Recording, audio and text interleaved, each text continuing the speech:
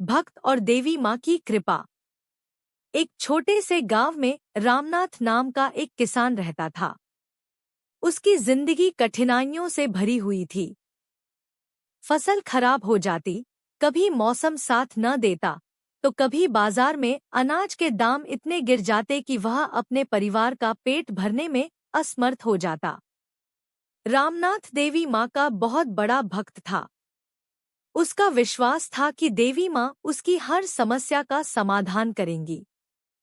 एक दिन वह हार कर गांव के मंदिर में गया और देवी माँ से प्रार्थना की, माँ, मैंने अपना जीवन ईमानदारी से जिया है, कभी किसी का बुरा नहीं किया, फिर भी मेरी जिंदगी में इतनी कठिनाइयां क्यों हैं? कृपया मुझे रास्ता दिखाइए।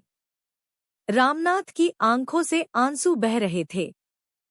थकावट और भूख के कारण वह वहीं मंदिर के चबूतरे पर सो गया।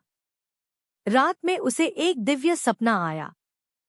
देवी माँ उसके सामने प्रकट हुई और कहा, रामनाथ, संकट हर इंसान की परीक्षा लेने आता है।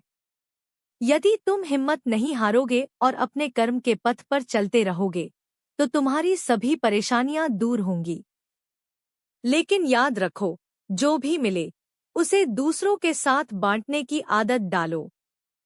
रामनाथ ने सुबह उठकर यह सपना गांव वालों को सुनाया। सभी ने उसे प्रोत्साहित किया कि वह अपनी मेहनत जारी रखे। उसने देवी माँ की बातों को अपने जीवन का आधार बना लिया। उस साल रामनाथ ने पूरी लगन और मेहनत से खेती की। देवी माँ की कृपा से मौसम ने भी साथ दिया और उसकी फसल इतनी अच्छी हुई कि उसे पूरे गांव में सबसे अधिक लाभ हुआ। उसने अपनी कमाई का एक हिस्सा गरीबों और जरूरतमंदों में बांट दिया। धीरे धीरे रामनाथ की जिंदगी बदलने लगी। उसकी ईमानदारी और परोपकार से वह पूरे गांव में सम्मानित हो गया।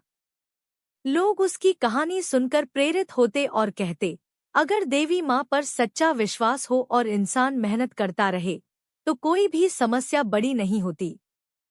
रामनाथ अब हर साल अपनी फसल का पहला भाग देवी माँ को समर्पित करता। उसका मानना था कि उसकी सफलता और खुशी का कारण देवी माँ की कृपा और उनकी दी गई सीख थी। शिक्षा। यह कहानी हमें सिखाती है कि विश्वास, मेहनत और परोपकार का रास्ता हमें न केवल सफलता देता है, बल्कि जीवन में सच्ची खुशी भी प्रदान करता है।